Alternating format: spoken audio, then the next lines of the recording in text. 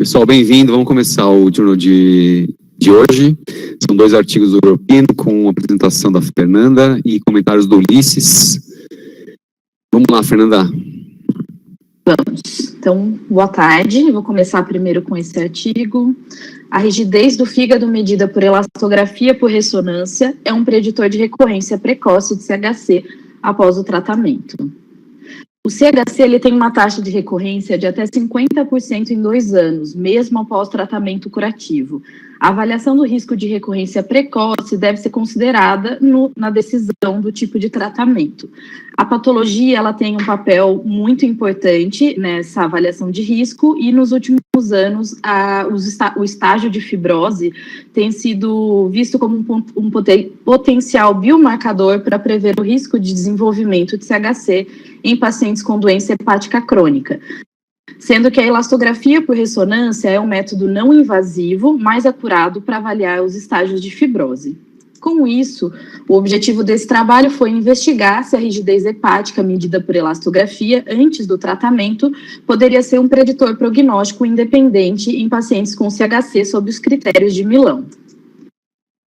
Esse foi um estudo prospectivo, onde eles pegaram mais de 900 pacientes com risco de CHC, com nódulos identificados a ultrassom e a tomografia, que foram então submetidos à ressonância e à elastografia por ressonância, sendo excluídos aqueles pacientes que não tinham lesão focal na ressonância, aqueles que já haviam feito tratamento prévio de CHC e os que se recusaram a realizar tratamento, bem como aqueles sem follow-up em 1 ano, aqueles que já foram para transplante hepático como primeiro tratamento, aqueles com histórico de câncer ou outra disfunção orgânica cardiovascular ou respiratória, sendo então um N final de 192 pacientes com um diagnóstico clássico de CHC sob os critérios de Milão, que foram submetidos à ressecção hepática, à ablação por radiofrequência ou TACE como tratamento primário, sendo acompanhados de 3 em 3 meses pela tomografia até o transplante hepático ou até a morte. Como critérios de tratamento, o HCC menores que 3 centímetros eram submetidos à ressecção ou à ablação por radiofrequência e os demais submetidos à TACE com intuito curativo, sendo que os pacientes com hepatite B e C foram tratados concomitantemente e a resposta completa era dada como nenhuma doença mensurável na tomo pós-tratamento e a recorrência quando havia um aparecimento de um novo CHC no fígado remanescente ou uma lesão metastática. Em relação ao método, a elastografia ela foi realizada em ressonâncias de 1,5 e 3 Tesla, onde se colocava um dispositivo sobre o hipocôndrio direito, sobre o fígado, que transmite uma vibração mecânica de 60 Hz, que gera ondas de cisalhamento hepático, obtendo então 4 imagens axiais do fígado ao longo de 2 a 4 expirações do paciente, ou seja, um exame rápido. Através das técnicas de pós-processamento, um radiologista com mais de 3 anos de experiência mediu o ROI manualmente, como visto aqui nessa imagem na D, né, evitando as áreas vasculares, ondas incoerentes e a área de tumor, visto nessa imagem em vermelho. E o valor de rigidez hepática era calculado um valor médio para cada paciente. Análise estatística. Foram realizados testes T e Dick quadrado para avaliar as variáveis contínuas e categóricas entre os grupos. Foi avaliada a análise de sobrevida e também foram divididos 2 grupos pelo cutoff de rigidez hepática que foi estabelecido pelo índice de Uden. Foram identificados fatores de risco associados à recorrência precoce e à piora da sobrevida através da análise de regressão Cox. E o P foi menor do que 0,05 significativo. Então, em relação aos resultados, o N de 192, 50% dos pacientes foram submetidos à ressecção, 38% à TACE e apenas 12% à ablação por radiofrequência, sendo que a maioria eram homens com idade média de 58 anos, tumores de 2,2 centímetros em média e a maioria único, em estágios iniciais das doenças.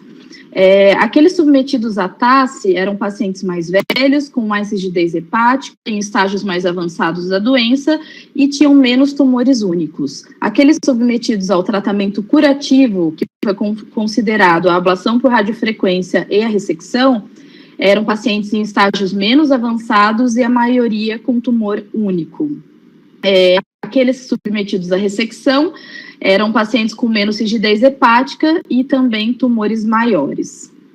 Em relação à sobrevida livre de doença, os pacientes que tinham alto níveis de rigidez hepática teve uma diferença estatística em relação ao tempo de sobrevida livre de doença, aqueles que foram submetidos à TASSE, aqueles que foram submetidos à ressecção, e incluindo todos os pacientes. E aqueles que foram submetidos ao tratamento curativo não teve um nível de significância estatística.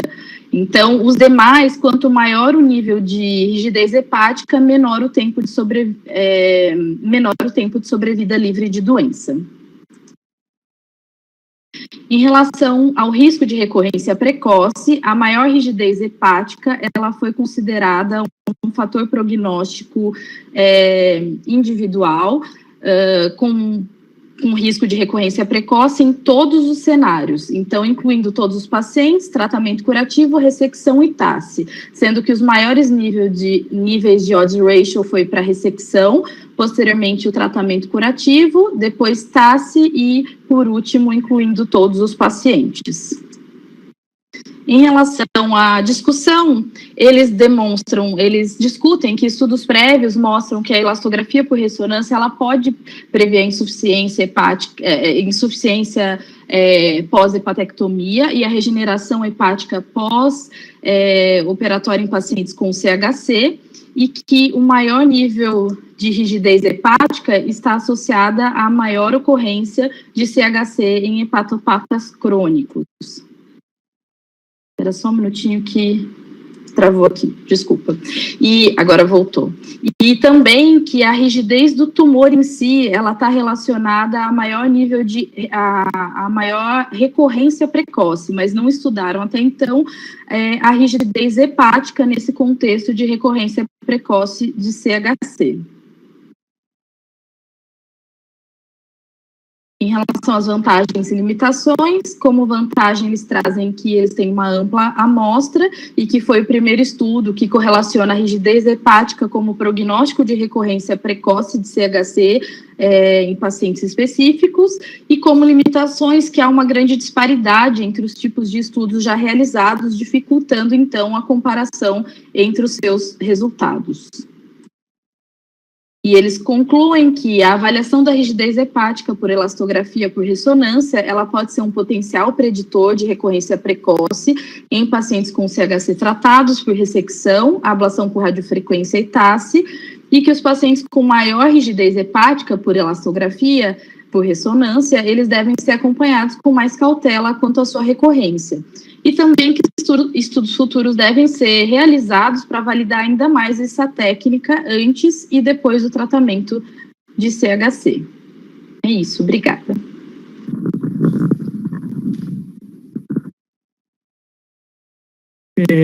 Boa tarde a todos. Então, é um estudo bastante interessante do European, por alguns motivos.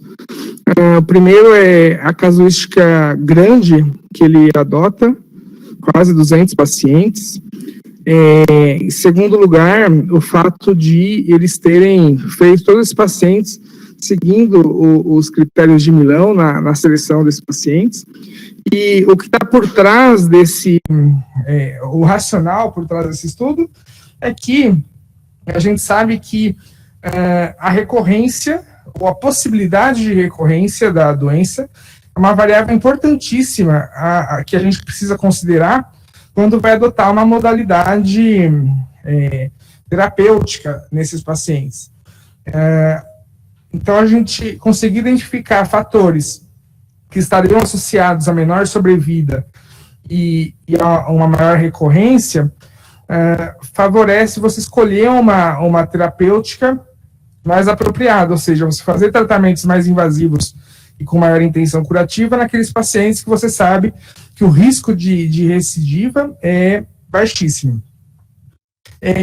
E a gente, por outro lado, sabe, uma limitação importante é que a maioria dos estudos na literatura que vão avaliar esses fatores prognósticos de recorrência são estudos que avaliam variáveis que a gente, como radiologistas, não consegue avaliar, ou seja, são todos estudos que pegam as amostras cirúrgicas, os espécimes cirúrgicos, vão para a amostra anatomopatológica, e a maioria são variáveis patológicas, então, o grau de diferenciação, a microinvasão vascular, são todas coisas que o radiologista em si não tem como ajudar muito ao fazer uma predição.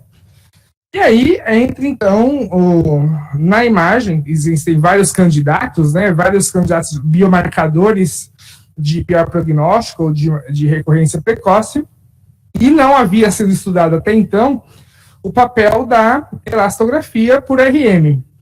Existia um estudo anterior que usava ultrassom, mas não RM. Esse estudo que usou ultrassom e não conseguiu demonstrar o impacto da técnica de elasto, para predizer o prognóstico desses pacientes. Embora a rigidez no tumor seja um fator, a rigidez hepática como um todo não era um fator prognóstico. E aí, então, a gente sabe que a elasto, ela se correlaciona muito bem com fibrose, como a Fernanda colocou aí, e outros prognósticos que ela se relaciona. Então, a elasto, ela consegue predizer como que a doença hepática crônica vai evoluir, os pacientes que vão ter mais risco de fazer um HCC, e esse, então, é o primeiro estudo que, uma vez estando ali o HCC, o paciente vai ser submetido ao tratamento, quais deles poderiam ou não ter maior possibilidade de recorrência. Eu já destaquei o tamanho da amostra. Basicamente, assim, como é o primeiro estudo nesse sentido, é bem interessante que ele fez várias subanálises considerando o tipo de tratamento. Então, os que foram submetidos à ressecção, os que foram submetidos à ablação, e a gente encontra valores diferentes, valores de corte, de nível de rigidez, né, para você conseguir predizer melhor ou pior sobrevida. Ele fez uma dicotomia ali, e basicamente a gente vê que os pacientes com intenção curativa, com tratamento de ressecção e ablação, eles tiveram valores mais baixos. Então, um valor mais baixo em quilopascal já consegue ser ali o valor de corte para maior ou menor rigidez, maior ou menor sobrevida. Para os pacientes TASSE, isso foi um pouco maior, ele chama atenção para isso, porque já são pacientes que, como um todo, eles têm um valor pior, né, de rigidez, são valores maiores de rigidez hepática, que já são pacientes, então, que já tem uma doença, um grau de fibrose bem mais avançado, e isso pode ter feito o valor de corte como um todo ter se elevado nesse grupo. De qualquer forma, assim, eles fizeram análises univariadas e multivariadas, e nessas análises, já que ele tem uma amostra muito boa, ele conseguiu um poder estatístico bom para demonstrar que a elastografia é um preditor independente de recorrência. Então, é um trabalho muito interessante, porque adiciona, talvez pela primeira vez, se tratando de ressonância, mais um potencial biomarcador de recorrência precoce. Claro que novos estudos vão precisar ser feitos para talvez validar isso ou não em populações diferentes, mas mais um promissor biomarcador de imagem aí que pode contribuir para esses pacientes e para a seleção do tratamento mais adequado.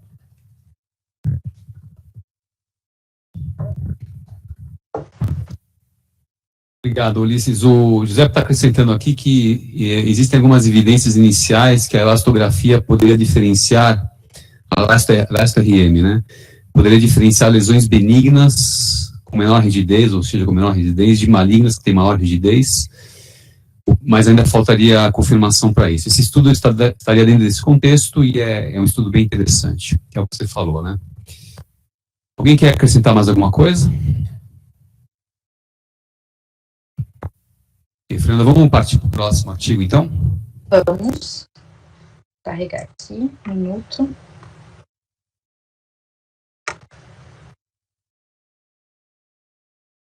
Bom, vamos lá, então. O segundo artigo, comparação do desempenho diagnóstico de ressonância sem contraste e abreviada com ácido gadoxético em pacientes com diagnóstico inicial de CHC. Um estudo de simulação de vigilância para CHC.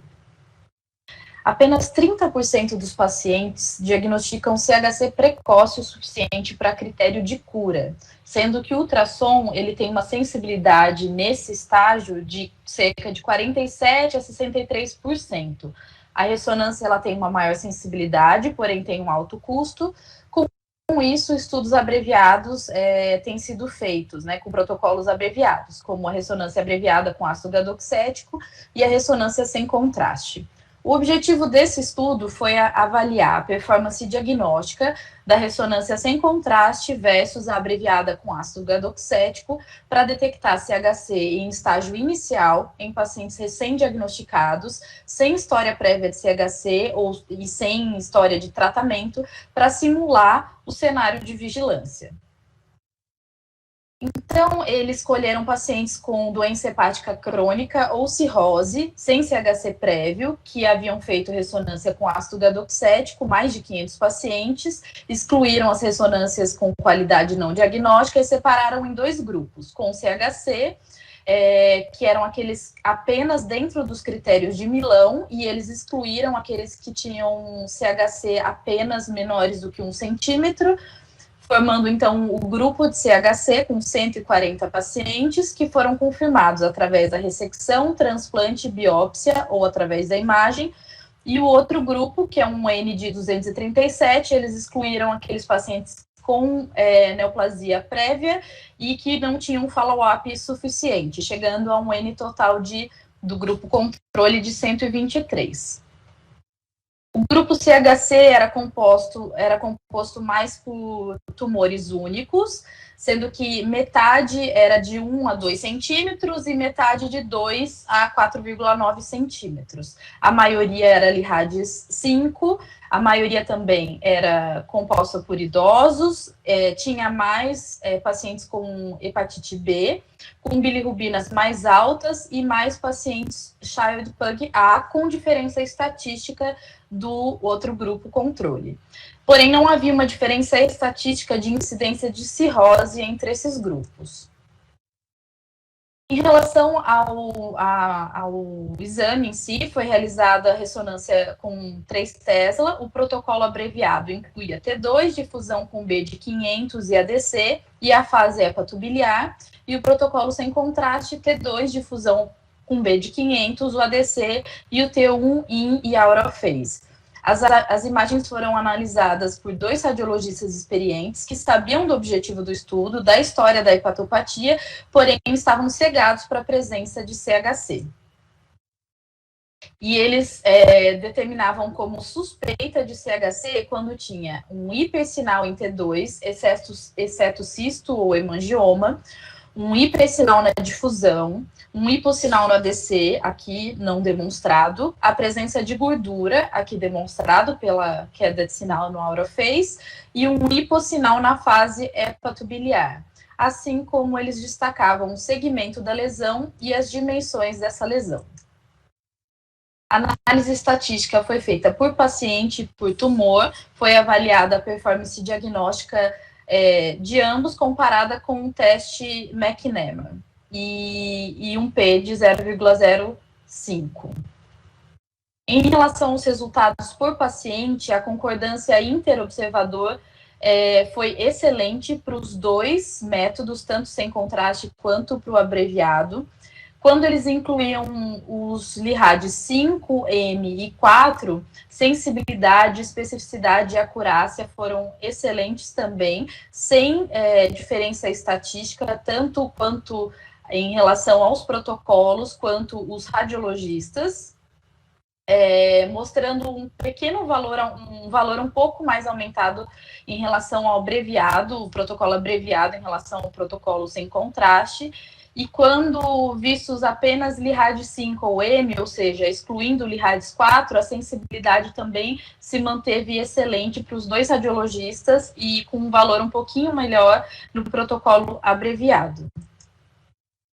Em relação aos resultados por tumor, a sensibilidade também se manteve excelente para os dois radiologistas, nos dois protocolos, sendo que eles mostraram que tinha uma tendência a valores maiores, né, de sensibilidade no protocolo abreviado para tumores maiores, mas isso não teve uma significância estatística também. Todos os valores foram altos, sem significância estatística.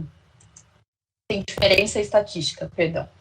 Em relação às causas de falsos negativo e positivo, quando havia falso negativo na ressonância sem contraste, era porque a lesão ela não era visualizada tão bem visualizada no T2 ou na difusão. Quando haviam falsos negativos na ressonância abreviada, era porque não eram visualizadas bem na fase hepatobiliar. Falsos positivos na ressonância sem contraste acabavam sendo necrose eosinofílica focal, abscesso, hemangiomas ou HNF-like, e quando havia um falso positivo na ressonância abreviada, eram as mesmas patologias, incluindo um nódulo displásico. Quanto à discussão, eles falam que estudos prévios já mostram que há uma melhor performance diagnóstica da ressonância em relação ao ultrassom, sendo que a sensibilidade da ressonância sem contraste neste estudo já foi maior do que a sensibilidade do ultrassom demonstrada numa meta-análise recente em CHC de estágio inicial, mostrando que a especificidade de ambas são semelhantes. A ressonância, ela tem maior custo, um tempo mais longo de aquisição, necessita de contraste e tem uma disponibilidade limitada. Com isso, os protocolos abreviados têm sido estudados e estão demonstrando nos estudos recentes que podem reduzir o custo em até 49%. Quando comparada apenas a fase dinâmica contra um protocolo completo, um estudo mostrou que apenas 5% dos tumores mudaram de classificação LIRADS. E quando comparada a fase dinâmica apenas com a ressonância sem contraste, a fase dinâmica se mostrou melhor devido ao critério clássico de diagnóstico de CHC, que é o realce arterial mais o washout. E os autores falam que a ressonância sem contraste ela é mais acessível, tem uma boa conformidade e uma boa relação custo-benefício. Então, eles defendem que a ressonância abreviada ou a ressonância sem contraste deve ser feita para o grupo de alto risco e o ultrassom para o grupo de baixo risco como método de vigilância. Em relação às limitações, foi um estudo retrospectivo caso-controle, que apenas simulou um cenário de vigilância, não comparou com o método de ultrassom. Teve diferenças entre os grupos, sendo que o Child Pug e as bilirrubinas foram piores no grupo controle, e isso foi um estudo uninstitucional numa área endêmica para hepatite B.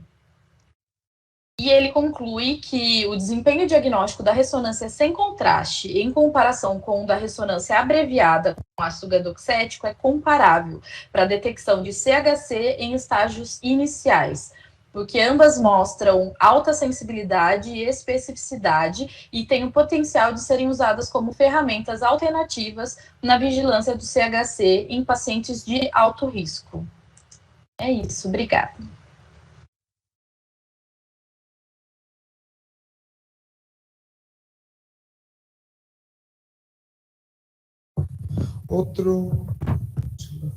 Um outro estudo, então, de CHC, que a gente trouxe aqui. Algumas coisas interessantes que eles discutem no artigo. Então, a primeira delas é que a gente sabe que o prognóstico do HCC vai depender muito da fase em que ele é diagnosticado.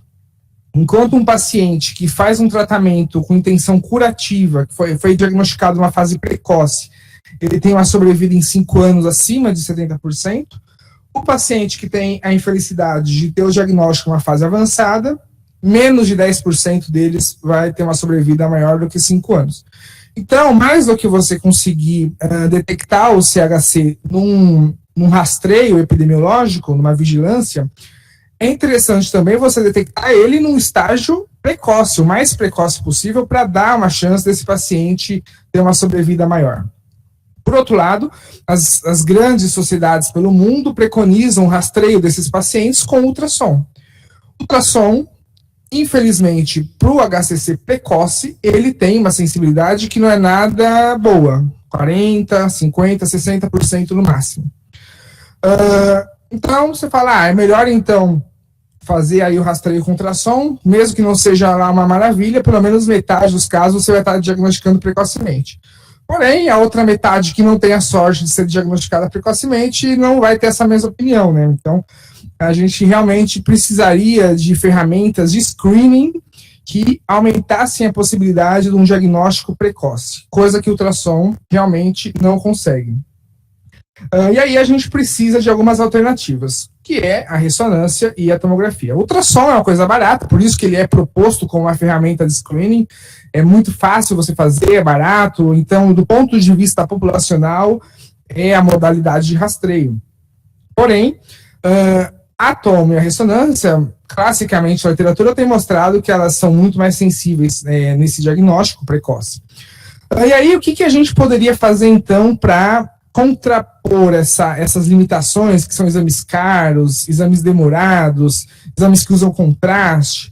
Fazer protocolos abreviados seria uma resposta. Então, os primeiros estudos que testam protocolos abreviados, ainda injetando contraste, ele já tem o benefício de eliminar, por exemplo, o T1, todo o estudo dinâmico, o in-out ele elimina, fica só com o T2 de fusão e a fase hepatobiliar com 20 minutos.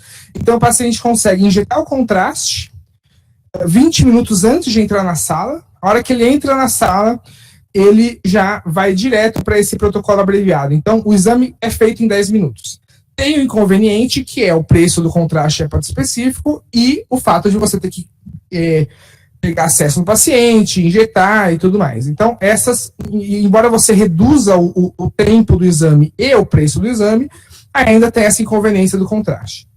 Qual que seria, então, uma alternativa ao abreviado com contraste? Seria fazer um sem contraste nenhum. E aí você usaria, então, o T2, a difusão e o in-out. E aí, então, o autor, ele explica isso daí, como esses dois protocolos seriam os rivais, vamos dizer assim, para substituir o ultrassom no screening, no rastreio populacional. Ele resolveu testar isso. Ele simulou, muito bem simulado, um cenário de screening, já que ele não conseguiu aplicar isso prospectivamente no cenário de screening, ele fez uma simulação comparando HCC versus não HCC. O critério de seleção dos pacientes é extremamente robusto, todos com um follow-up para garantir que o grupo que não tinha HCC, o grupo controle, era de fato um grupo negativo, ou seja, todos eles com um acompanhamento, todos os grupos do HCC com diagnóstico comprovado ou por transplante, ressecção, biópsia. Então, um estudo muito bem feito metodologicamente. E aí ele fez também, do ponto de vista da análise das imagens, uma coisa super tranquila também, ele fez sessões diferentes. Então, numa sessão, o radiologista avaliava o abreviado, na outra o sem contraste, e tudo isso de uma forma randômica, aleatória e cega ao fato de o paciente ter ou não HCC. Então, você consegue, num estudo retrospectivo, fazer essa simulação do cenário de rastreio epidemiológico do HCC. E a conclusão, muito interessante também, é que, embora os resultados favoreçam que o grupo que usou contraste, o abreviado e usou contraste, tem uma sensibilidade pouco maior do que o sem contraste, ainda assim não teve diferença estatística significante ali entre os dois grupos, e além disso, a sensibilidade, a especificidade do grupo sem contraste é muito boa. Então, assim, um exame que você não tem o custo do contraste, não tem todos os inconvenientes da administração do contraste, as complicações eventuais, as limitações, porque às vezes são pacientes que você vai ter que fazer repetidas vezes, então você não vai ficar expondo esse paciente a repetidas injeções de contraste em 1, 2, 3 anos. E você consegue ter uma sensibilidade nesse rastreio muito maior do que a do ultrassom, que é na casa de 47%. Então, eles propõem, de fato, que um exame de 10 minutos, que barato, porque você não vai injetar contraste, sensível, você consegue fazer esse rastreio. Claro que ele não vai ter a mesma facilidade, a mesma disponibilidade do que o ultrassom, mas é uma forma que, assim, facilita muito, né? Você não vai conseguir fazer um rastreio usando um exame full, mas facilita você usar no rastreio um protocolo super abreviado de 10 minutos sem contraste. O ultrassom, ele vai levar pelo menos 10 minutos. Então, a ressonância vai levar 10 minutos para ser feita. Então, que seria, então, a alternativa razoável que ele considera? Bom, já que o ultrassom, ele é pouco sensível, e a ressonância é bastante sensível, e a gente não pode fazer a ressonância para todo mundo, ele propõe, então, que a gente faça o rastreio de pacientes com baixo risco por ultrassom, e aqueles pacientes que têm um risco maior mereceriam fazer a sua vigilância com uma ressonância sem contraste. Então, um outro estudo bastante interessante, vai ser muito legal se eles conseguirem reproduzir isso prospectivamente, mas, preliminarmente, é uma alternativa muito legal ao segmento por ressonância. Giuseppe? Oi, me ouvindo? Sim. Legal. Estamos. Excelente. Bom, esse é um assunto muito palpitante, né? E a gente, inclusive, teve uma sessão no CBR sobre protocolos abreviados e não abreviados. O Lucas Torres e o Rodrigo Canelas, que é um dos autores de um artigo radiográfico de revisão sobre protocolos abreviados, participaram dessa discussão e ela não tem fim. Aqui se discute não somente a pertinência de fazer um protocolo abreviado, mas sobre que protocolo abreviado escolher, com duas propostas bastante diferentes. Acho que é muito interessante.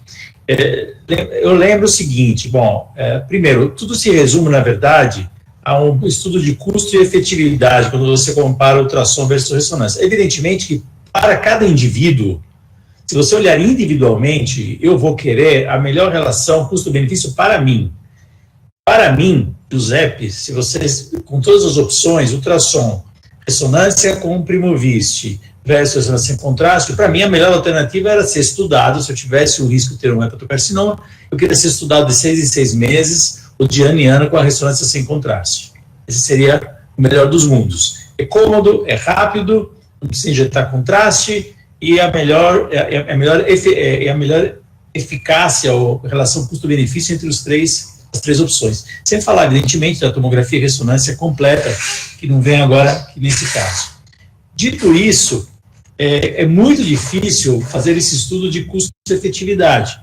É por isso que tem tão poucos trabalhos nesse sentido, ou seja, eu teria que demonstrar que a perda, não individual, porque é claro que para uma pessoa, perder um tumor precoce é muito importante, é super importante, mas a perda em termos de sociedade, em termos de sistema de saúde, qual que é o custo de eu perder um hepatocarcinoma precoce, ou seja, tratá-lo quando ele está avançado, para o sistema de saúde.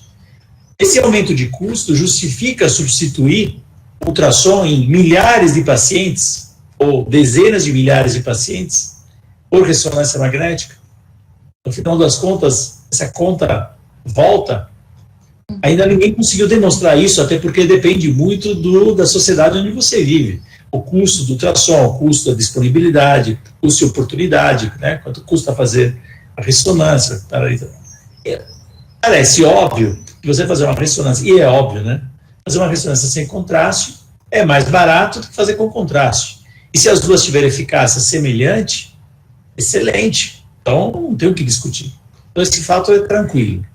Outra coisa que eu acho que os autores talvez pudessem ter discutido, eu não cheguei a ler o artigo, mas talvez eles tenham discutido e simplesmente vocês não acharam relevante mencionar, é o que fazer depois que eu encontro esse nódulo hepático. Porque, evidentemente, na prática, você não pode fechar o diagnóstico de um HCC numa ressonância magnética que não tenha fase arterial e nem washout, nem fase portal equilíbrio. Então, nenhum protocolo abreviado com o Primovisc, nem o outro, eles são específicos, eles fazem o diagnóstico de HCC. Eles são muito sensíveis, mas pouco específicos. E por mais que a gente diga, olha, a especificidade foi 80%, 90%, isso não importa. Por que não importa? A Câmara Técnica não aceita esse critério, né? Esses critérios que esses autores propuseram. Então, tem que ter mesmo uma fase dinâmica para fechar o diagnóstico. Para dizer, olha, você tem um LINRADS 4, LINRADS 5, etc. E que você só pode fazer isso se tiver a fase dinâmica. No final do dia, o que a gente precisa entender é, de todos esses monte de pacientes que tem um nódulo, que não é um cisto, não é um hemangioma, não é um nódulo de regeneração, quantos eles vão fazer, então, ressonância dinâmica, porque eles vão ter que ser complementados. Eu achei um nódulo, para mim aquilo é um nódulo. Não importa se a Fernando, o Daniel, o Giuseppe acham que o HCC não, ele não é hipervascular com washout, nem com pseudocápsula, nada. Então, eu vou precisar fazer complementação. Vocês vão precisar fazer complementação. Será que eu vou aumentar muito o número de ressonâncias complementares, né? Em quanto tempo? Qual que é o custo disso? Você mostrou aí os falsos positivos, né? Os falsos negativos, né? Eu queria ter gostado de ver não só o número absoluto, mas a porcentagem ajudaria um pouquinho mais a gente do que, né? 15, 3, etc. Uhum. Mas está muito claro isso. E aí eu faço uma pergunta aproveito só para terminar, faço uma pergunta para o Ulisses, né? Ulisses, no teu modo de entender, lendo o artigo, né? Qual que é a importância do protocolo abreviado com Primovisc acrescentar a difusão ao T2?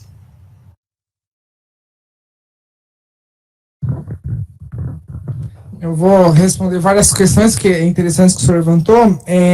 A difusão, sinceramente, entrou apenas como um dos critérios, dos vários critérios que eles usaram para considerar o nódulo suspeito para HCC, entre outros, né? Então, o sinal no T2, a queda de sinal no in-out, mas, enfim, ele não avaliou especificamente o papel de cada sequência em você classificar um nódulo como suspeito, um LINRADS 4, 5 ou não. Isso ele não fala.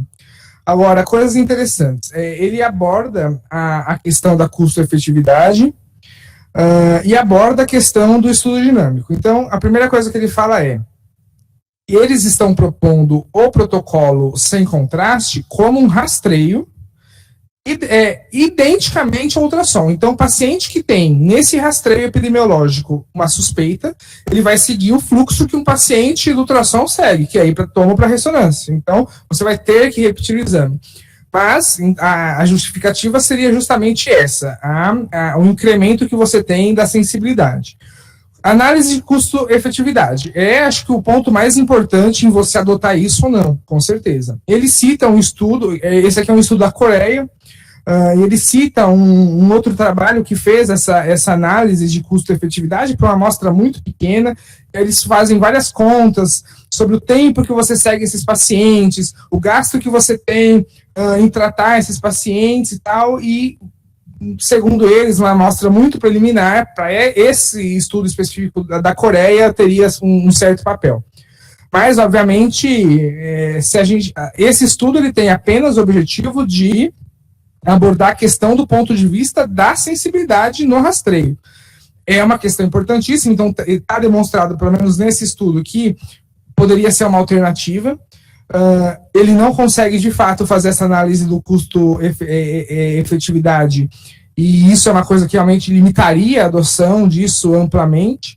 Tanto é que ele propõe inicialmente que, se isso fosse adotado, seria adotado apenas para pacientes de alto risco, mas uma coisa que está totalmente em aberto ainda é análise de custo-benefício, né? Então, ele discute isso de uma maneira muito sintética, superficial, porque não existem estudos sobre isso, mesmo porque essa ideia de protocolo recente protocolo curto é uma coisa muito recente, né?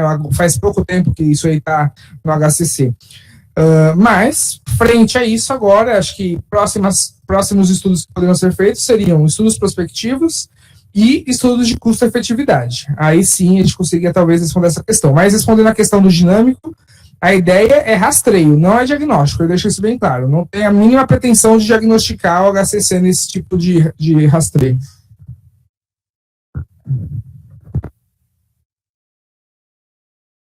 Ok? Obrigada.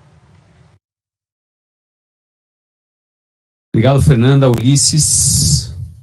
Vamos começar com os casos. Quem está aí? Raquel, vamos lá.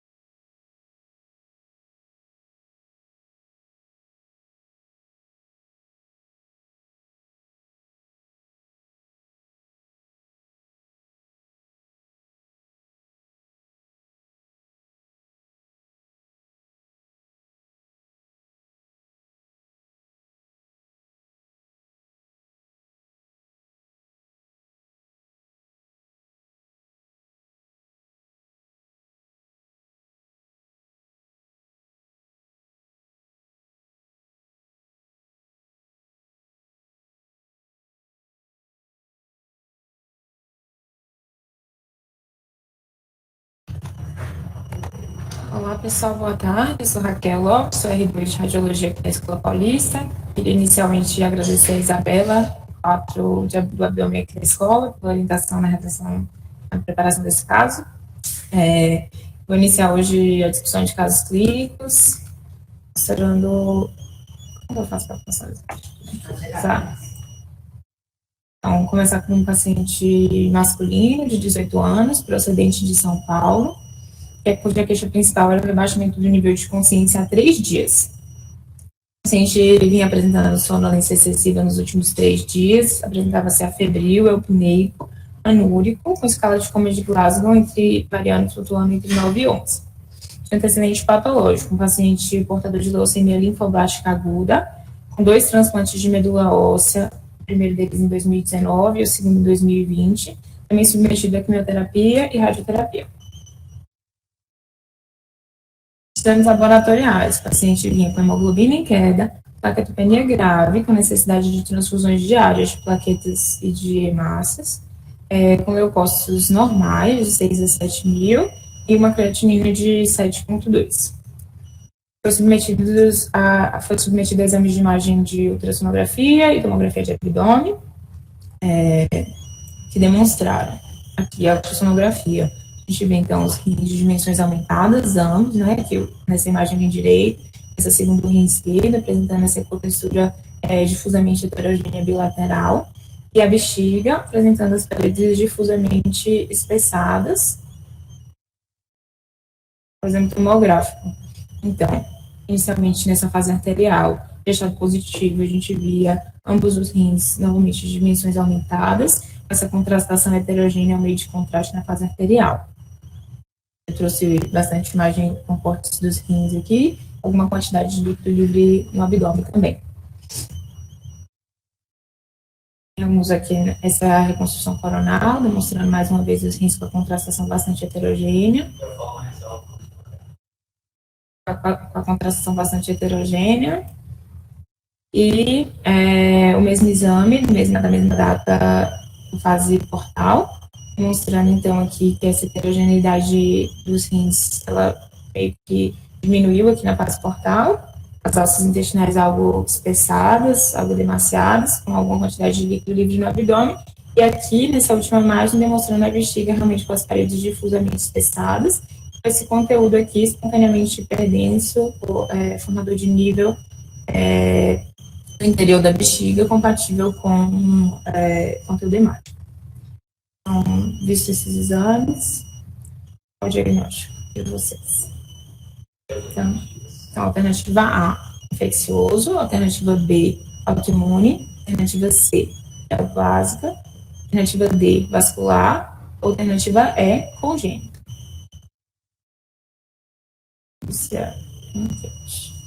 É isso, né?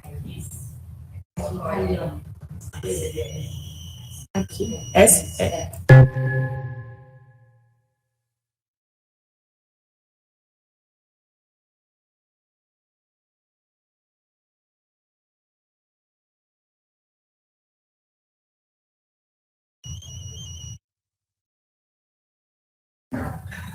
Vamos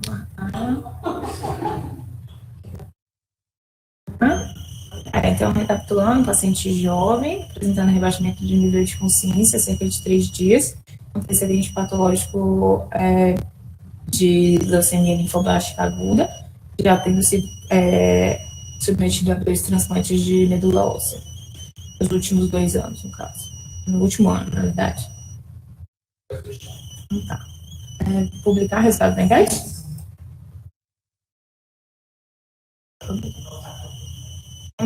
Só fechar, né?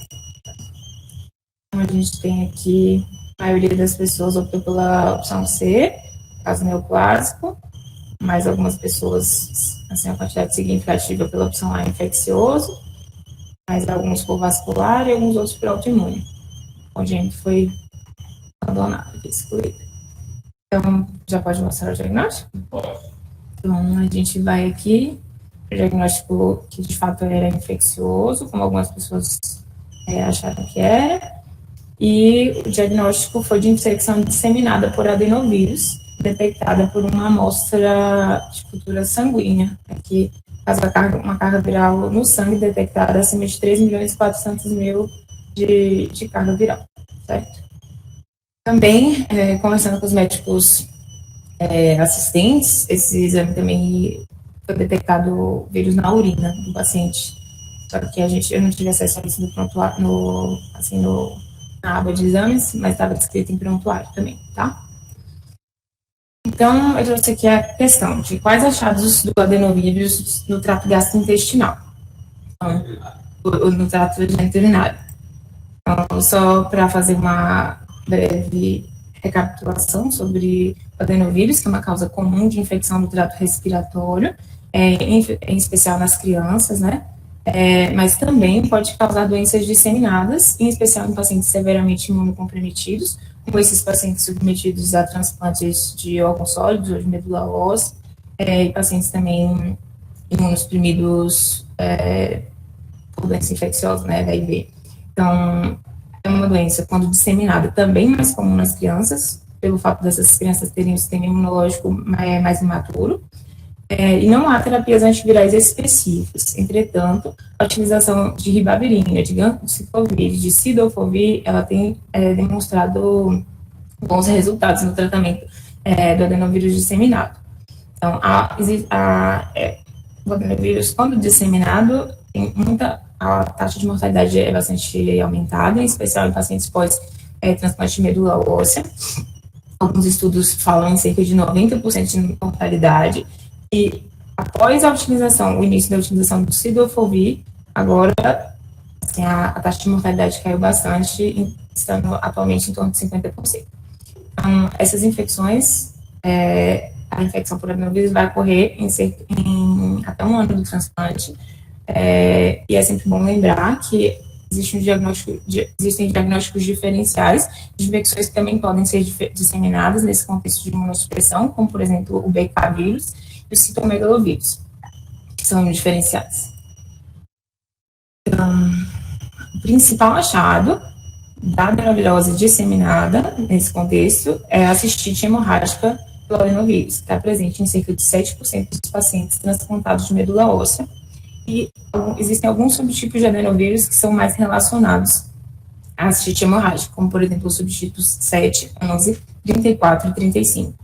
Os achados de imagem, então, a gente pode encontrar o espessamento das paredes vesicais, presença de conteúdo hemático no interior da bexiga, e por vezes até hidronefrose por obstrução ureteral pelo edema de mucosa do espessamento da parede vesical ali. Então, às vezes a gente encontra hidronefrose por obstrução mesmo.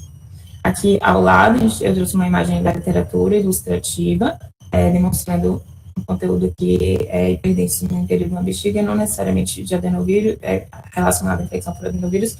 Essas imagens na literatura são bastante escassas. Assim, não encontrei muito aspectos de imagem específico. Então, sobre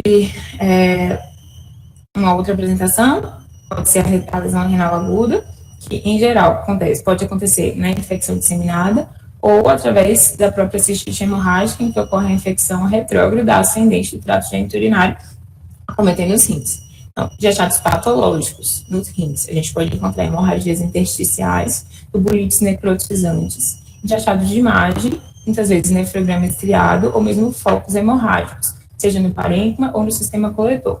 Então, aqui eu trouxe também imagens de literatura de uma nefrite aqui, nesse caso por lúpus, que faz assim um aspecto bastante semelhante também, porque eu não encontrei outros adenovírus na literatura, e aqui no enxerto renal na fossa ilíaca direita de uma nefrite simulando massa aqui em paciente transplantado renal. Então, mais algumas imagens, essa aqui da direita da literatura, demonstrando aqui rins de tamanhos bastante aumentados, e algum grau de hidronefrose por conta daquela obstrução ureteral que eu já citei. E aqui, à esquerda, um outro caso de um outro paciente, também aqui da escola, que tem adenovírus disseminado, também confirmado por coleta de sangue e urina, e que a gente pode observar aqui conteúdo hiperdenso no interior do sistema coletor, compatível com um sangramento. O que a gente pode aprender com esse caso? Sempre se lembrar dessas infecções oportunistas, como os adenovírus, BK vírus, citomegalovírus, que são oportunistas que também podem ser de acometimento sistêmico, então sempre lembrar assim, quando nesses casos de pacientes severamente imunocomprometidos, de pensar nesses diagnósticos diferenciais. O adenovírus disseminado é responsável, tipo assim, muito relacionado por uma alta mortalidade, e também a gente pode saber que não há achados de imagem patognomônicos, achados de imagens que são sugestivos, mas não necessariamente que são patognomônicos, né, que são relacionados estritamente com esse diagnóstico. Então, foi isso, pessoal. Obrigado, Raquel. Obrigada.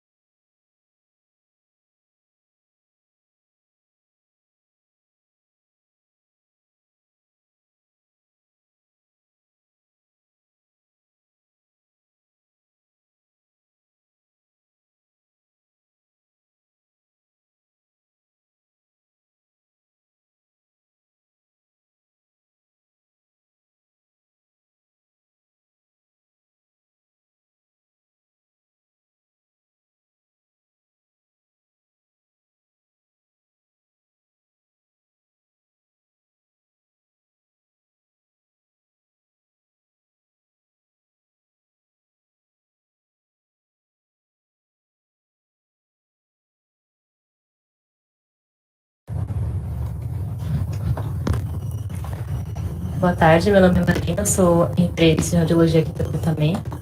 Gostaria de agradecer a Isabela, que é a do abdômen, pela orientação do caso. Então, o caso é de uma paciente do sexo feminino, de 67 anos, procedente de São Paulo. De antecedente pessoal, ela tinha doença de Crohn. E ela vinha com um quadro de diarreia crônica com piora nos últimos 2 meses. Aí foi feita uma enterorressonância em setembro desse ano. Nessa imagem, a gente consegue ver umas alterações fibrostenóticas na região da válvula ileocecal, de aspecto crônico, sem sinais de atividade da doença. E aqui nessa outra imagem, uma lesão nodular parietal a cerca de 25 centímetros da válvula ileocecal. Aí essa mesma lesão vista na sequência sem contraste, arterial, portal de equilíbrio. Ela é uma lesão que tem importante realce pelo meio de contraste, uma lesão hipervascular. E, retrospectivamente, ela tinha uma toma de janeiro de 2019 que já dava para ver essa mesma lesão.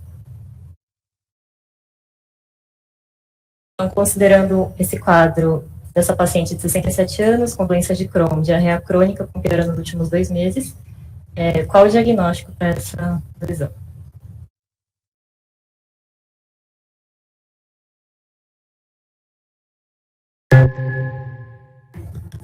Tá. A, alteração fibroestenótica. B, atividade inflamatória da doença. C, fístula. D, neoplasia. E, colite infecciosa.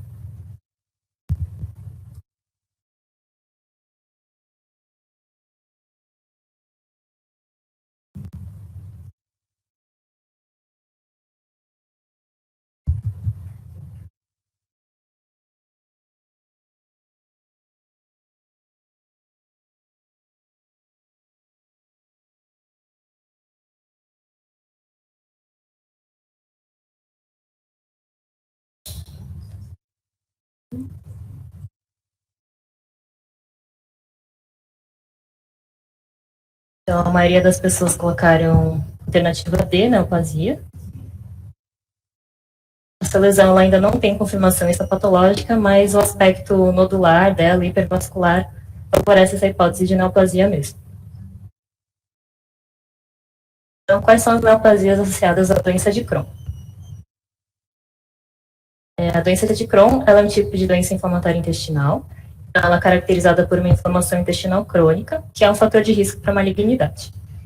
Além disso, terapias imunossupressoras associadas a esse estado inflamatório elevam o risco também de desenvolver malignidades extraintestinais. Então, essa figura ela cita algumas malignidades relacionadas à imunossupressão, como linfoma, melanoma, câncer de pele não melanoma, câncer do trato urinário e câncer do colo uterino. E essas malignidades associadas à inflamação, como câncer coloretal, adenocarcinoma no intestino delgado, linfoma intestinal, carcinoma anal e colangiocarcinoma. Então, as neoplasias mais associadas à doença de Crohn, que estão bem estabelecidas, são câncer coloretal, que tem um risco aumentado quando há um envolvimento de pelo menos 30% a 50% do colo, o adenocarcinoma do intestino delgado, que é ilustrado aqui nessas 2 imagens retiradas da literatura. Ele tem um risco de 20 a 30 vezes maior em pacientes com doença de Crohn de longa duração. O linfoma intestinal, que tem um risco 3 vezes maior em pacientes com doença inflamatória intestinal. E o colangiocarcinoma, que tem um risco de 2 a 6 vezes maior e passa para 160 vezes maior em pacientes com conjuntivite esclerosante associada.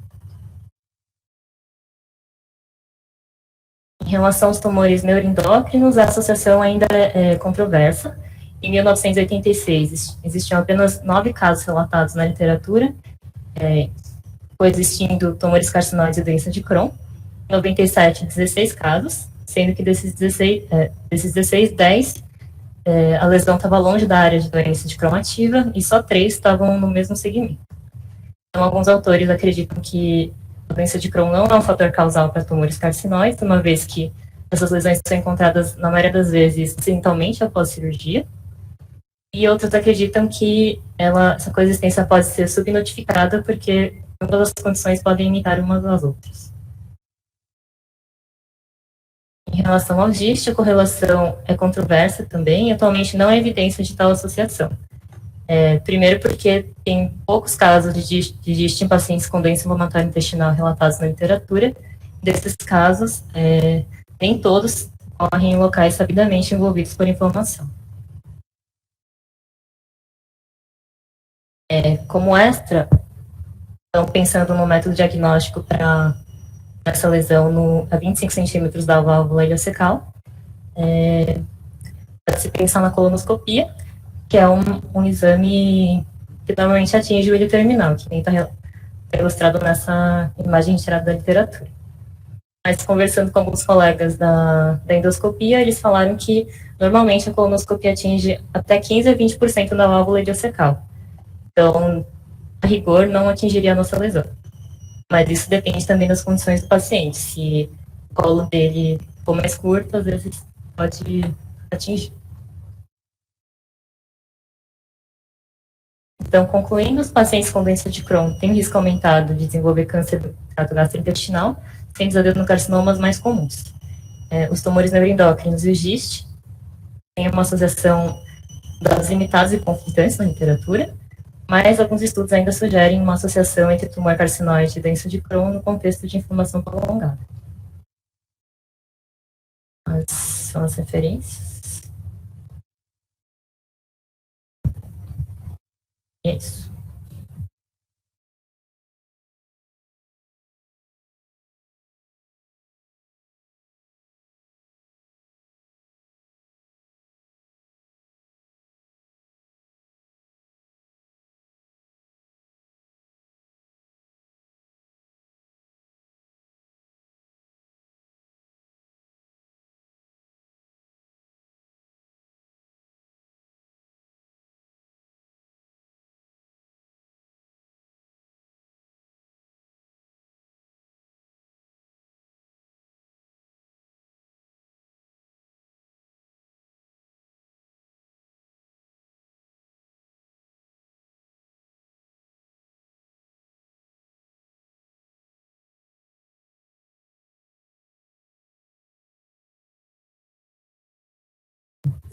Boa tarde, meu nome é Natália, eu sou fellow da Medicina Interna e vou continuar aqui as apresentações dos casos. Então, hoje eu trouxe esse caso do paciente feminino de 38 anos, que há 6 anos ela teve esse quadro de dor em hipocôndrio direito, que foi diagnosticado com uma colecistite aguda calculosa. Foi realizada uma colestectomia por vídeo, e há 3 anos ela teve um episódio de pancreatite aguda. Como antecedente, ela tinha também uma apendicectomia há 8 anos, ela ficou assintomática depois disso, e ela veio para o nosso serviço devido a um achado de imagem. Chegando aqui no serviço, ela realizou uma colagem de ressonância, e foi evidenciada essa alteração. Então, aqui é uma sequência ponderada em T2, no corte coronal, mostrando essa dilatação focal do ducto colédoco, abaixo da inserção do ducto cístico. Aqui na fase colangiográfica também mostrando a mesma imagem. Essa aqui é uma fase portal, mostrando que não tinha nenhuma realce, nenhuma lesão distal que pudesse justificar. E aqui só no corte axial também, mais distal, mostrando que não tinha nenhuma alteração. Então, a primeira hipótese que a gente pensou para essa lesão foi que fosse um cisto de colédoco, né? Até a Isabela fez uma revisão para a gente na semana passada. Mas outra hipótese que a gente aventou é se essa dilatação não poderia estar relacionada a essa colestectomia que ela fez no passado. Então, a gente fez essa pergunta, né? Existe algum fator cirúrgico relacionado a essa dilatação que fosse abaixo da origem do cístico? E aí eu fui procurar na literatura, né? A dilatação das vias biliares pós-colecistectomia é relatada em vários artigos, principalmente das vias biliares extrahepáticas, mas eu achei um artigo também falando de dilatação intrahepática. Mas em relação a segmentos específicos, né, da via biliar extrahepática, como que seria essa dilatação? Então, eu achei esse artigo que ele avaliou pacientes com colagem de ressonância 7 dias antes, 3 e 6 meses depois da colestectomia. Foram pacientes que fizeram colestectomia por cálculo da vesícula, não tinham coledoclitíase, não tinha nenhuma outra doença de via biliar. E foi medido nesse artigo, né, nesse trabalho, 4 pontos ao longo da via biliar extrahepática, né, com 2 medidas.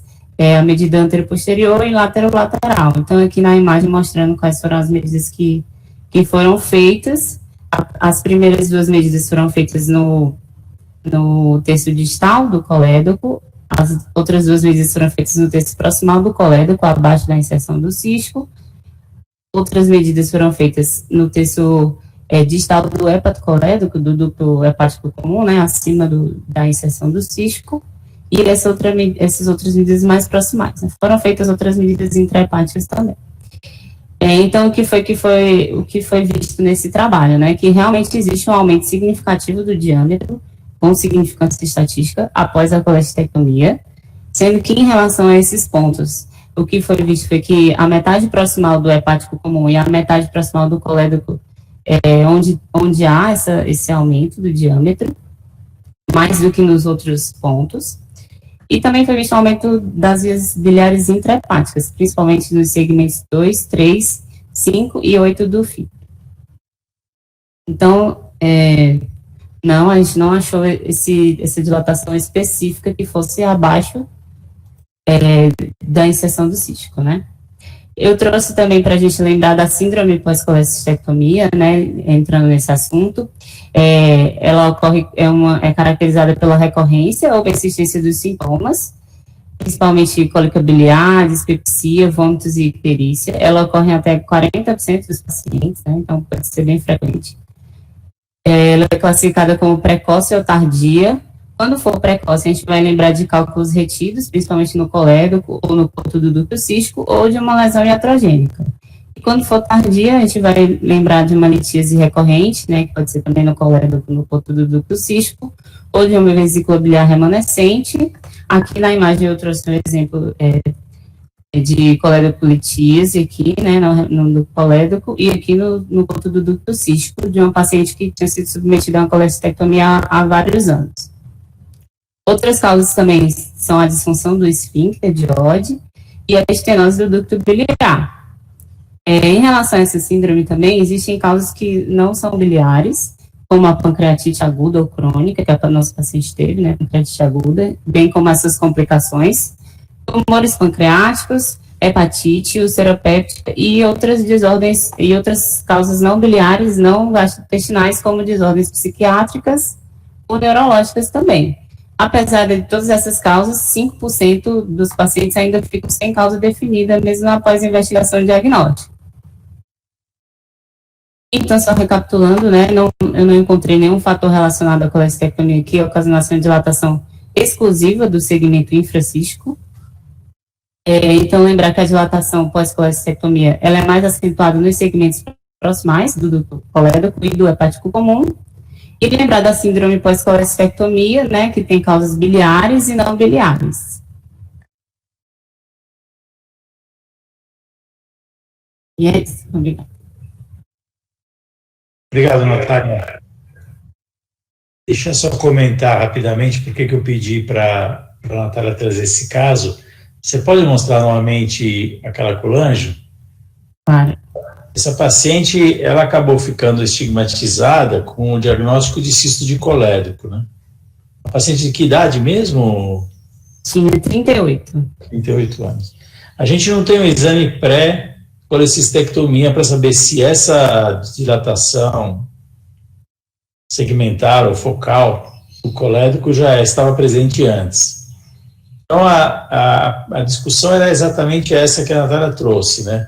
Se eu não tenho um exame antes, eu posso fazer o diagnóstico de cisto de colédoco, um caso como esse, ou essa dilatação, ela pode ser reputada a alguma outra causa, por exemplo, decorrente da colecistectomia. E foi essa pesquisa que ela fez e que ela está trazendo para a gente, que apesar do segmento proximal do colédoco, exatamente esse, né, se dilatar mais do que o restante, né, da via biliar, isso talvez não justifique, também os autores eu imagino que naquele artigo que você mostrou, os autores não trouxeram nenhuma justificativa para essa dilatação abaixo da colecistectomia, certo?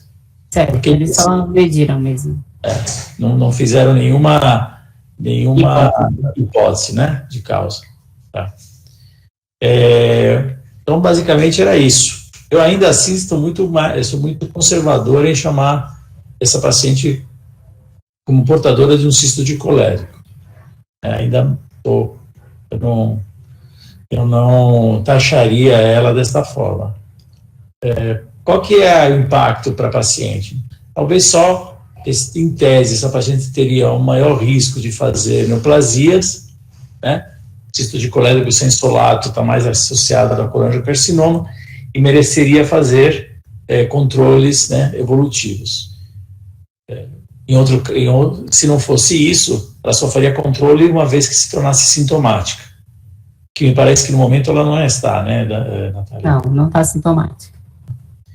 Eu, assim, particularmente, eu não acompanharia essa paciente como um cisto de colérico. Essa é a minha impressão. Mas os dados que você trouxe não permitem corroborar esta interpretação, né? Não sei se alguém quer fazer algum comentário sobre o caso. Já tivemos outros casos parecidos com esse e tentamos resolvê-los através da análise de exames anteriores, quando disponíveis, né? Nesse caso aqui não foi possível. Também não tem um ponto de corte, né, Natália, para falar, cisto de colérico quando mede, a dilatação mede mais do que 1,3 centímetros, ou 1,1, né, não tem basicamente, se você vê uma dilatação focal do colérico. Só de curiosidade, quanto que chegava a medir aí? Media mais ou menos, acho que 0,9 a medida. Não estava nada demais, né? Na verdade, é mais a curiosidade desse aspecto mais fusiforme, que eu acho que pode ser constitucional para mim. Mas acho que é isso.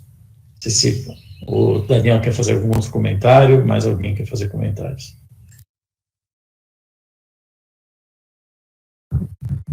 Obrigado.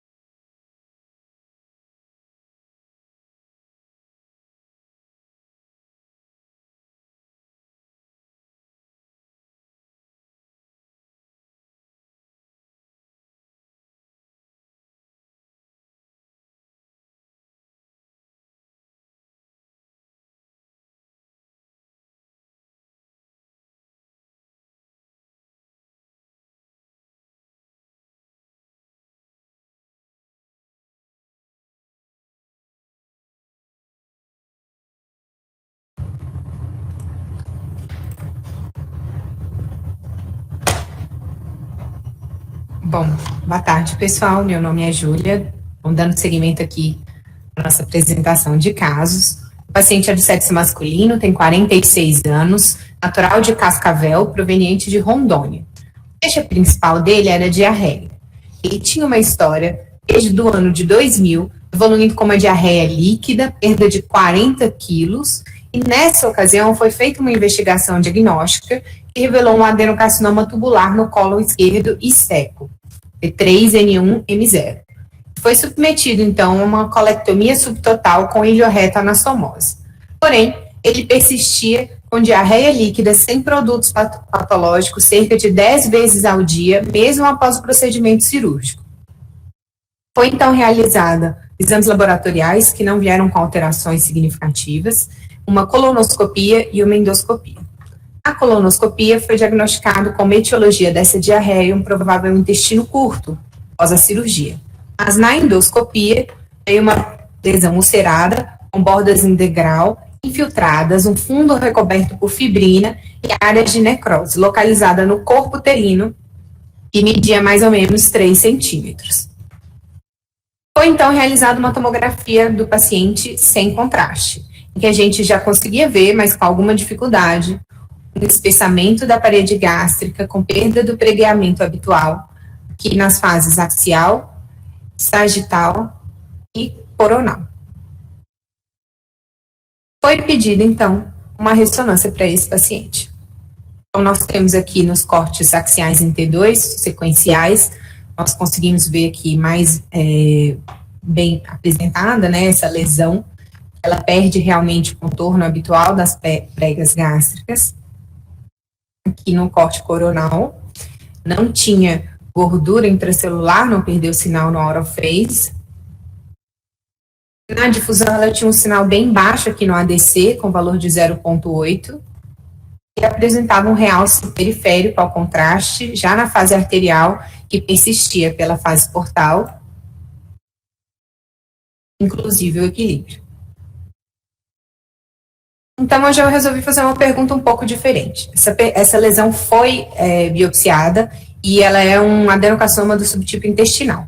E a pergunta que eu gostaria de fazer é sobre o estadiamento locorregional desse caso.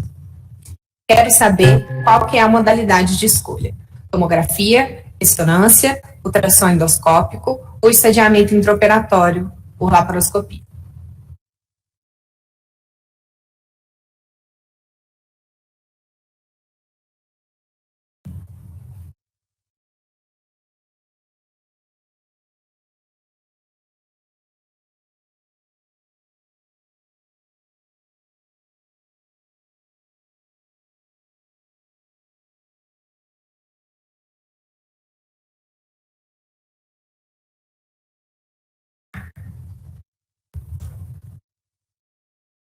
Bom, vou publicar os resultados da enquete. A maior parte das pessoas votou em ultrassom endoscópico. Bom, sobre o estadiamento locorregional do câncer gástrico, essa é uma pergunta que eu me fiz com muita frequência por causa das reuniões multidisciplinares que a gente tem aqui na escola. A resposta clássica realmente seria o ultrassom endoscópico. Então, vamos primeiro entender rapidamente qual é a dificuldade do estadiamento locorregional. A gente tem 5 camadas da parede do estômago e mais um marco anatômico, que seriam a mucosa, a submucosa, a muscular, a serosa e essa fina camada aqui que seria a subserosa. E o marco anatômico, a muscular da mucosa. Então, o estadiamento ele é baseado em quantas camadas a lesão invade. O carcinoma in situ, ele fica restrito à lâmina própria, não invade a lâmina própria, enquanto o T1A ele vai até a muscular da mucosa, o T1B invade a submucosa, o T2 já invade a muscular, o T3 invade até a subserosa, o T4 invade a serosa, mas fica restrito a ela, e o T4B já invade órgãos adjacentes. Quanto ao estadiamento pelos linfonodos, que também é locorregional, ele é feito pelo número de linfonodos acometidos. Então, fazendo essa pesquisa, eu me deparei com essa meta-análise, que é de 2017, e comparo o ultrassom endoscópico com a ATC. E qual não foi a minha surpresa quando eu descobri que a sensibilidade do ultrassom endoscópico, que eu tanto defendi nas reuniões, ela só é maior do que a tomografia no estadiamento T1, com significância estatística. Os demais estadios T não houve diferença estatisticamente significativa entre o ultrassom endoscópico e a tomografia computadorizada. Para os linfonodos regionais, a sensibilidade do ultrassom endoscópico também foi maior do que a tomografia, embora a especificidade da avaliação desses linfonodos foi comparável entre os dois métodos, mas os valores foram moderados, ou seja, nós somos muito ruins em dizer que um linfonodo não está acometido. Então, aqui, só para quem nunca viu, um ultrassom endoscópico, ele mostra as 5 camadas, né? A mucosa, submucosa, mucosa, muscular da mucosa, submucosa, a muscular própria e a última que é a serosa. E não parece ter grande dificuldade em diagnosticar um tumor e em ver qual a camada que está comprometida.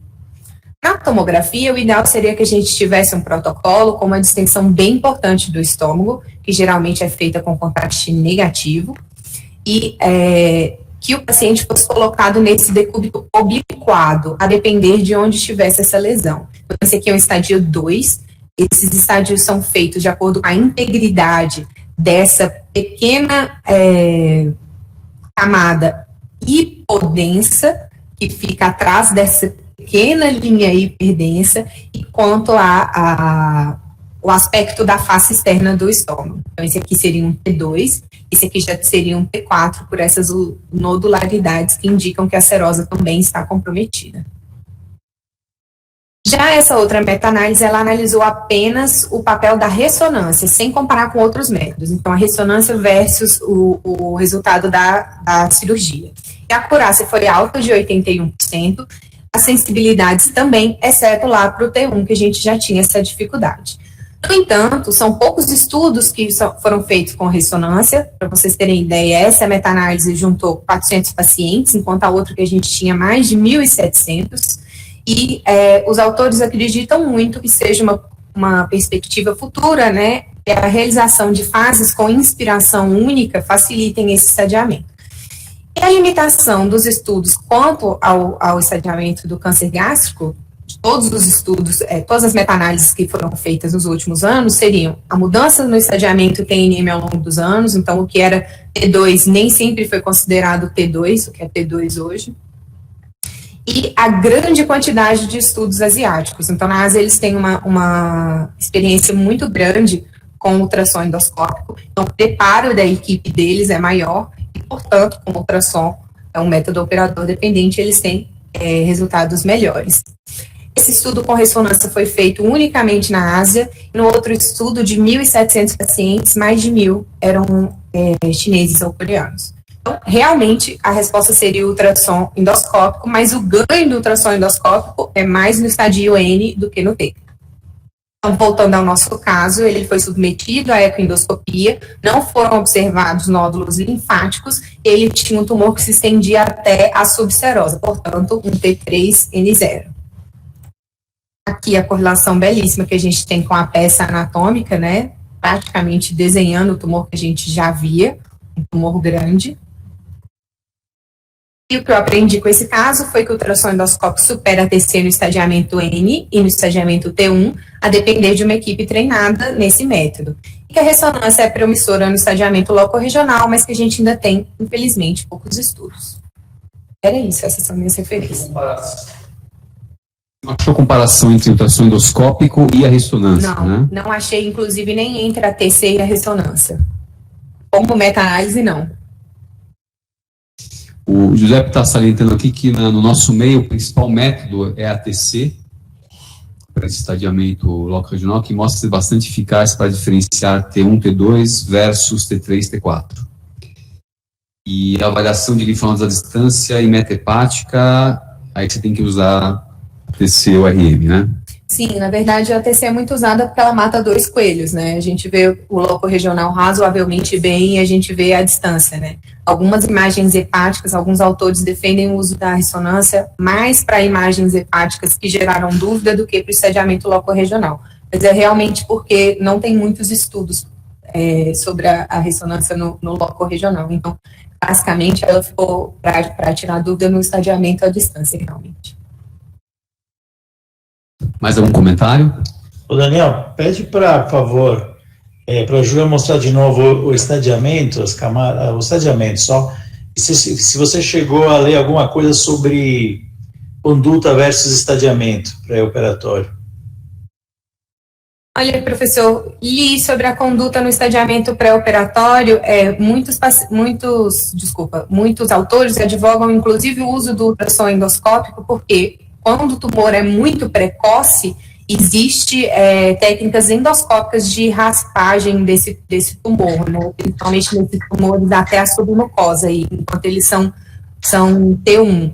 E essa é uma das grandes diferenças, porque a tendência dessa doença é afetar pessoas cada vez mais velhas, então pessoas com comorbidades cada vez maiores. E o interesse de todo mundo seria fazer cirurgias minimamente invasivas e poupar os pacientes de procedimentos invasivos, tipo quimio e radioterapia neoadjuvante, né, que são feitos nos cânceres avançados. Então, todo o esforço no estadiamento loco-regional é exatamente no sentido de poupar cirurgias grandes para pacientes que muitas vezes não têm status pré-operatório. Você podia resumir, por favor, então, qual que é a conduta T1, no T2, no T3 e no T4?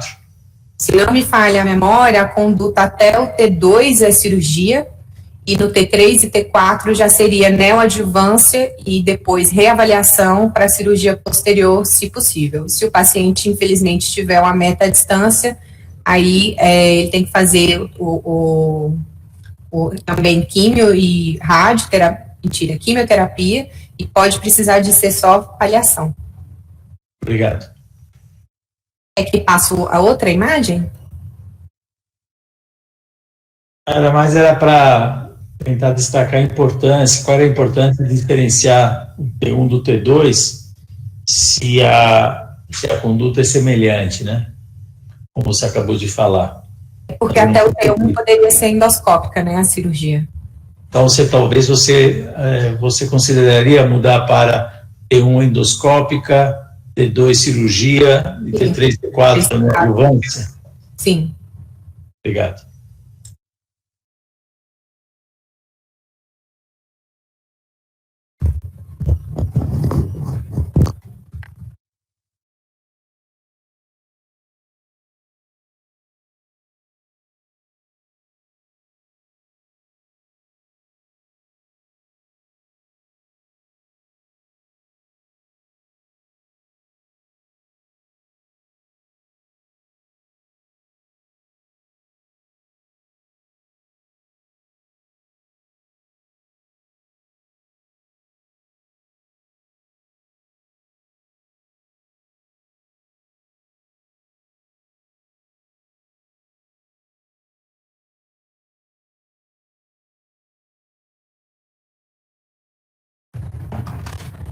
Bom, boa tarde, sou a Isabela, dando continuidade com os casos de hoje. O caso que eu trouxe para vocês é MFS, 83 anos, sexo feminino, uma paciente que vinha com uma queixa de dor abdominal há 1 ano, com episódios de icterícia progressiva e flutuante, uma perda ponderal não aferida. Antecedentes pessoais, ela tinha hipertensão, diabetes, uma doença de Chagas ou acometimento cardíaco. O primeiro exame solicitado para ela foi uma ultrassonografia, no qual foi observada essa volumosa lesão hipoecogênica, que acometia, estendia desde o lobo direito, acometendo o lobo esquerdo também. Foi solicitada, então, uma tomografia computadorizada, no qual foi observada, novamente, essa volumosa lesão, que era heterogênea, com centro mais hipointenso, e com realce hipovascular ao meio de contraste. Então, partindo para o próximo método, foi a ressonância, na qual a lesão observada tinha esse alto sinal em T2, não apresentava queda de sinal na sequência fora de fase, e um realce progressivo observado em todas as fases, arterial, portal e equilíbrio. E também foi observado que na difusão a lesão apresentava uma marcada restrição com ADC em torno de 900.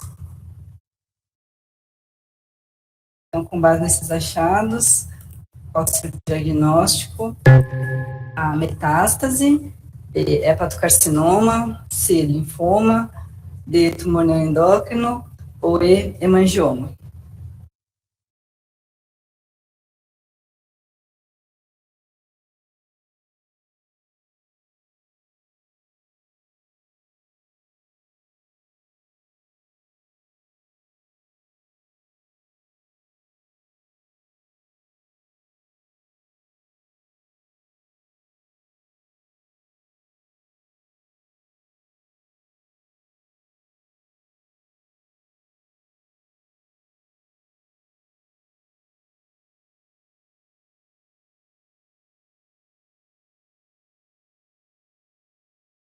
Bom, vamos encerrar a enquete. A maioria das pessoas votou em linfoma, e foi o que a gente pensou, mas aí o paciente realizou uma biópsia, guiada por ultrassom, e o nosso atom patológico veio com metástase. Aqui as imagens da biópsia, que é a agulha pegando essa lesão hipointensa, hipogênica, e aqui essa foi o laudo anatomopatológico, que era sugestivo de metástase, infiltração por carcinoma de próprio sítio primário renal. E o patologista ainda nos sugeriu que o sítio poderia ser ovariano ou endometrial. Sugeriu correlação com dados clínicos, laboratoriais e de imagem.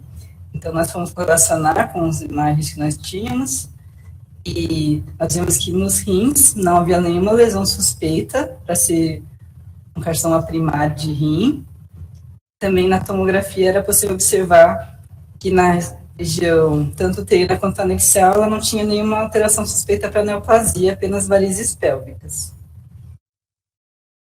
Então a gente se perguntou, né, como pode ser isso, e requisitamos então uma revisão da lâmina. Na revisão, depois da nossa sugestão de linfoma, foi então confirmado que se tratava de um linfoma difuso de grandes células B. Então, a resposta correta no final, quem marcou linfoma acertou. E falando brevemente apenas sobre linfoma hepático primário, quando o linfoma é uma doença limitada ao fígado, linfomas hilares hepáticos, e não há doença extrahepática caracterizada por 6 meses após o diagnóstico. Clinicamente, ele se manifesta como hepatomegalia, dor no hipocôndrio direito, icterícia e sintomas breves. Na imagem, eles mais comumente se manifestam como um nódulo único, porém podem ser múltiplos ou ter um aspecto infiltrativo. E também, mais frequentemente, tem um aspecto heterogêneo, podendo ser hipo ou hipervascular. Na ultrassonografia, é uma lesão hipoecogênica pela sua acentuada celularidade. Na tomografia, tem atenuação de partes moles, sendo que as calcificações são raras antes de tratamento. Na ressonância magnética, uma lesão, como a gente viu, que era hipo em T1 e em T2, com uma marcada restrição à difusão, frequentemente apresentando esse aspecto de cicatriz central. Os diferenciais podem ser com basicamente qualquer lesão hepática, como tumor inflamatório, hepatocarcinoma, colangio, neuroendócrino ou metástases. Então, o que eu aprendi com esse caso foi que é importante levar em consideração todo o quadro clínico e que há sempre possibilidade de revisão de lâmina e que o linfoma hepático é uma lesão rara, que tem autossinal em T2 e uma marcada restrição à difusão. Essas foram as referências. Obrigada. Então, boa tarde a todos. Eu trouxe um resultado de um caso que eu apresentei no mês passado, de uma paciente externa, feminina, de 38 anos, que apresentava uma dor pélvica e foi submetida a uma ressonância. Então, essas eram as imagens do caso, para a gente lembrar, que eram umas lesões císticas, na região anexial direita, no útero miomatoso, que tinha algumas projeções sólidas na parede, e essa área aqui que apresentava realce, se confirmou como um grande hematoma. Então, o resultado anatomopatológico dessa paciente veio uma lesão benigna, um cistoadenoma seroso, e para essa paciente, então, se a gente for pensar retrospectivamente, se a gente a classificasse num OHADS 3 ou num OHADS 4, a gente poderia acertar. Se for um OHADS 4, numa porcentagem de 10% a 50% para lesões malignas, né? Se for considerar isso aqui como projeções sólidas, apesar delas não terem realce. A paciente, como ela era nurigesta, foi preservado, então, o útero dela, e foi retirado apenas o ovário. Esse, então, foi o resultado que eu cheguei a discutir com vocês no mês passado. E o caso de hoje que eu trouxe é um caso externo também, de uma paciente feminina de 37 anos, mulípara também, e como antecedente pessoal, ela só teve uma apendicectomia, e ela veio ambulatorialmente para a realização de uma ressonância de pelve, para avaliar uma lesão uterina vista a ultrassom. Então, essa é a imagem da paciente. A gente consegue ver que tem uma lesão cística, septada, aqui na região pélvica, entre os ovários,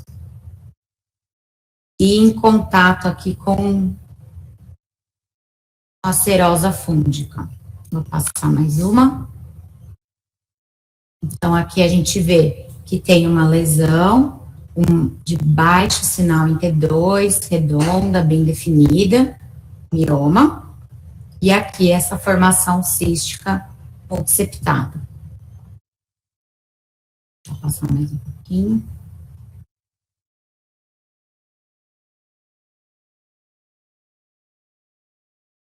feita.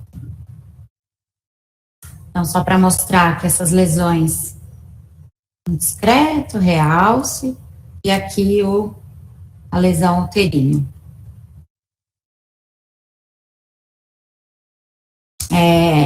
Eu não vou conseguir abrir a enquete, mas eu vou ler para vocês as hipóteses que foram feitas nesse caso. Então, uma mulher, 37 anos, no Ligesto, que veio para avaliação de uma lesão uterina. Então, o diagnóstico ficaria como um linfangioma cístico da região anexial. Letra B, um mioma com degeneração. Letra C, um tumor adenomatoide do útero. Uma lesão cística ovariana ou não sei. Bom, a princípio, quando eu olhei, a minha resposta foi não sei. Mas o Dr. Lucas nos ajudou, ele forneceu 3 artigos e conforme a leitura dos artigos, eu não sei se eu estou correta, eu discuti com ele o caso foi sugerido por ele, e as 3 hipóteses mais prováveis, né, não é uma lesão anexial, então o linfangioma cístico de região anexial, ele é só na região anexial, ele é muito raro, geralmente ele é unilateral e septado, ele teria uma extensão retroperitoneal e ele envolve a veia ovariana e teria um aspecto mais serpiginoso.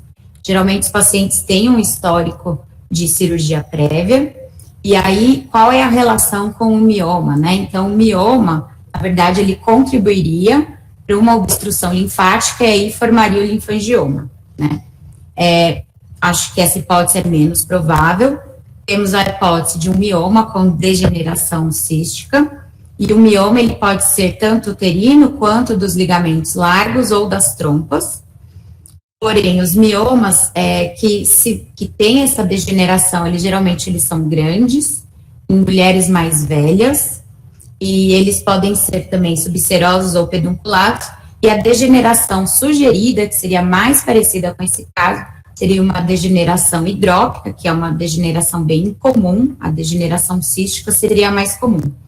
Para diferenciar, a gente poderia usar a imunistoquímica ou aumento de marcador, como CA125. Essa hipótese também, eu acho que ela é menos provável, e eu ficaria com a hipótese do tumor adenomatoide, que seriam lesões que se localizam no miométrio ou na subserose uterina. Geralmente, essas lesões, elas são pequenas, apesar dessa lesão ser um pouco grande. A alteração cística macroscópica, ela é rara, ela tem uma ocorrência relatada de apenas 6,7%.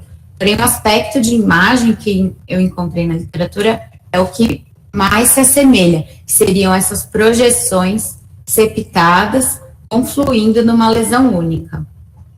Aqui seria um mioma com degeneração, e aqui, por exemplo, um linfangioma.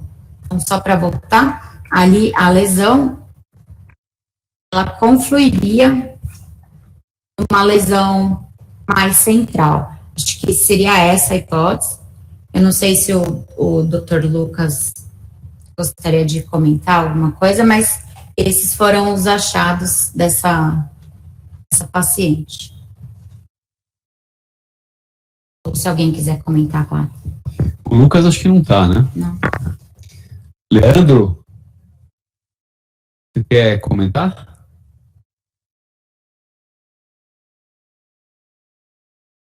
O adenomatoide tem origem aonde, Lilian? Células da onde? Ele é uterino? Células do miométrio? Não, ele não é das células do miométrio, mas no sexo feminino, o lugar mais comum seria uterino. Ele é extremamente raro, Sim, você pesquisou. bem raro. Muito mais raro do que um mioma degenerado. Sim. Ou do que um linfangioma cístico. O linfangioma cístico, ela tem história de apendicectomia, mas como não tem envolvimento serpinginoso e nem anexial único, acho que afastaria. A degeneração seria bem provável, mas não vi um pedículo para pensar no mioma pedunculado que degenerou. Não é bem o aspecto. Apesar de ler que a degeneração hidrópica pode parecer com essa lesão, mas essa lesão eu não achei parecida. A gente não tem o diagnóstico dessa lesão. O Leandro ele concorda com as tuas hipóteses, com essas tuas duas menos, ou seja, menos o mioma degenerado, ou menos o mioma degenerado. E ele também põe mais uma, que é o mesotelioma cístico. Você também mostrou isso no teu artigo. Não tinha pesquisado. Então você vai ficar devendo mais um resultado. Exatamente. Essa paciente foi para cirurgia? A gente vai ter alguma coisa dela depois? Acho que sim, vou perguntar para o Dr. Lucas. Ok. Mais algum comentário em relação a esse caso? Encerramos, né? Ok, obrigado, gente, pela participação. Até a próxima